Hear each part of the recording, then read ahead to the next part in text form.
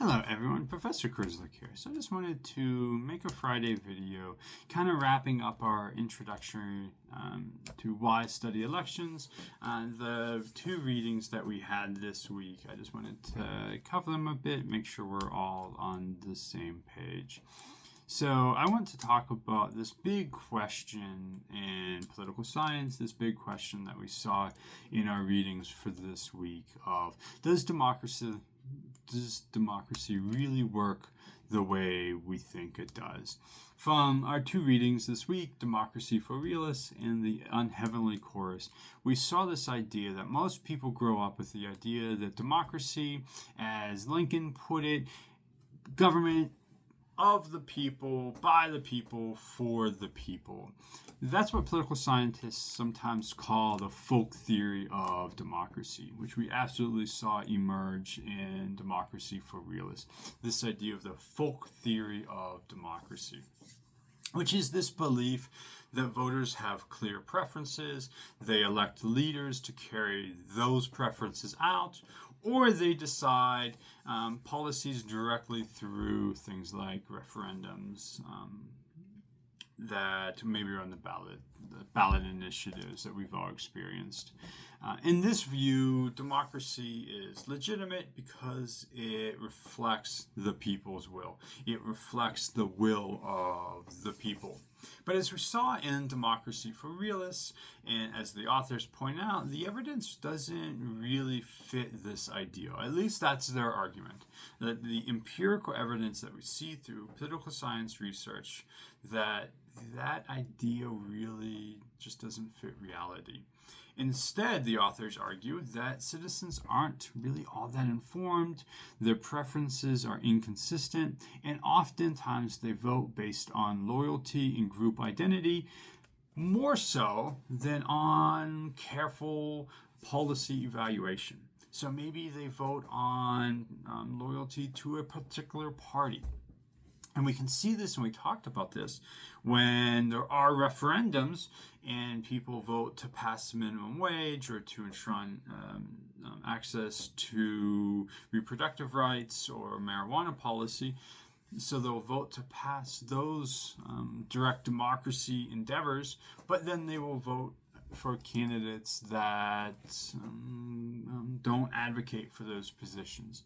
So political scientists have been perplexed about why this is occurring. And so our authors for Democracy for Realists are saying, yeah, this is the reality of democracies. So political thinkers like Robert Dahl, who we've all read pieces of. If we haven't read Dahl's work, he's been cited in textbooks, in books that you've read before. So political thinkers like Robert Dahl have celebrated the populist vision. People should determine policies either by electing representatives to carry out their wishes or by direct democracy.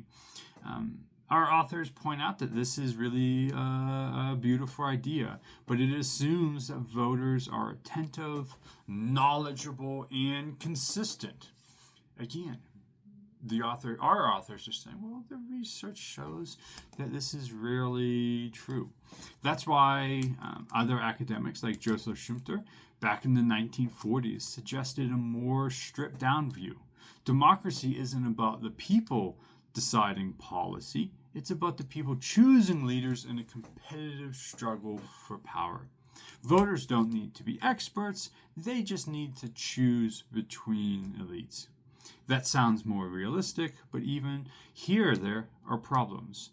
Voters' judgments tend to be short-sighted, biased, and absolutely easily swayed. So this kind of takes us to chapter 2 of Democracy for Realists. I know this reading was pretty thick in theory, pretty thick in this history of thought on democracy, but I think it's a good reading as this introduction to this heavy material. So even if you don't pull out every piece of the reading, as always, that's okay. We're trying to understand the big picture. So, in Chapter 2 of Democracy for Realists, the idea of elections as mandates is introduced. Politicians oftentimes claim the people gave us a mandate. But what does that actually mean? And we hear this a lot. We heard this in this election, in the previous election. So what does this actually mean? At best, an election tells us that candidate A got more votes than candidate B. That doesn't mean the majority of voters supported a detailed policy agenda.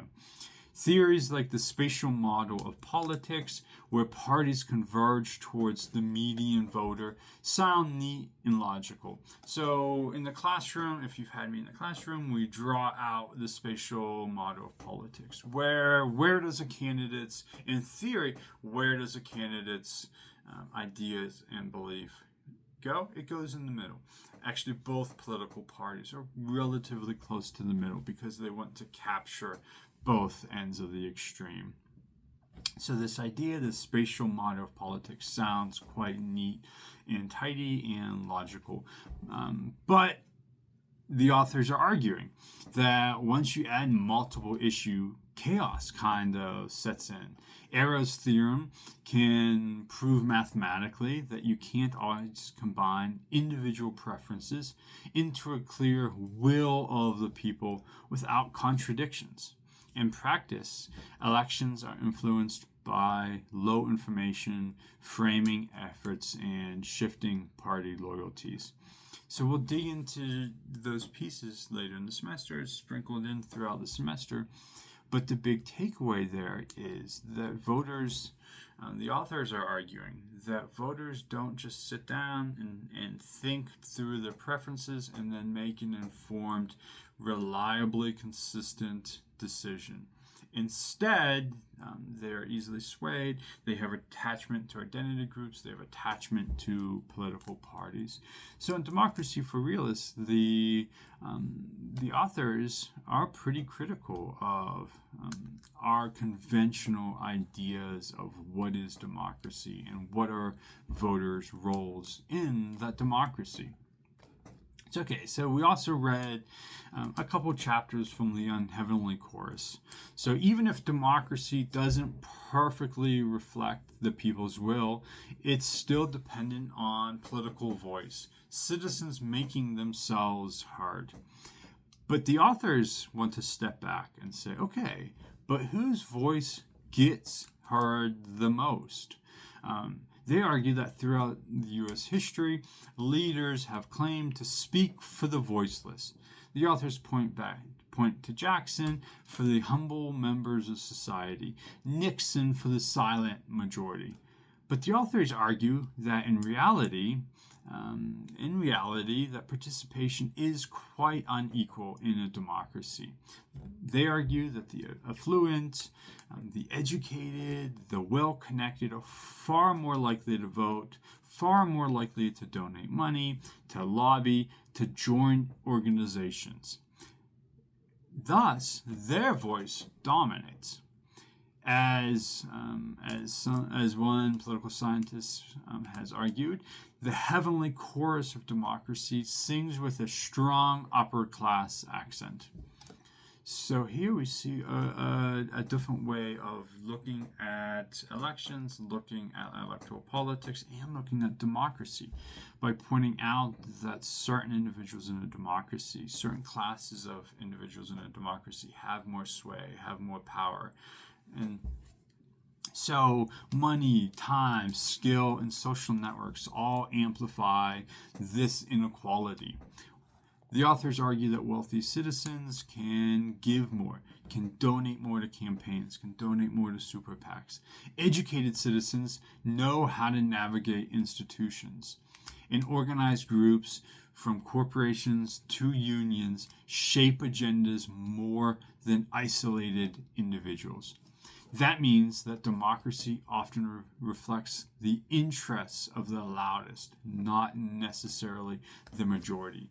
There, the elections, therefore democracy itself, reflects the interests of those that are well connected, those that can join organizations, those that have money. And again, not necessarily the majority of citizens. So when we looked at chapter 1, kind of just introduced this idea. And then chapter 4, this idea of equal voice. Ideally, democracy requires that all citizens have an equal say. That ensures that interests are protected, people feel like full members of the political process, and government decisions carry legitimacy because they were made where everyone had a say. The authors argue, though, however, that equal voice also raises dilemmas. What if greater participation empowers citizens who are uninformed or intolerant of others? What if majority rule tramples minority rights? Or conversely, organized minority captures the system? And the authors continue that what about liberty?